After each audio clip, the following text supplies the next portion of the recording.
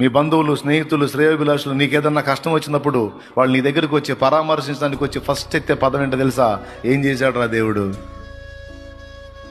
అరే దేవుడి దగ్గరికి ఎందుకు పోతావరా సమస్య గురించి మాట్లాడకుండా? పాపం వాడికి తెలియదు దురాత్మ వాళ్ళకి ఎంటర్ అయిందని. ఫస్ట్ ఎత్తే డైలాగ్, ఏం చేశాడమ్మా నీ దేవుడు?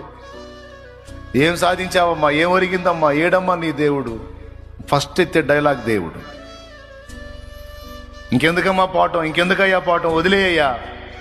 ఏడుస్తానే, బాధపడతానే. ఏమంటారు? వదిలే దేవుణ్ణి, భక్తి లేదు గిక్తి లేదు, వదిలే. అసలు ఆయన్ని ఎందుకు టచ్ చేస్తున్నారు?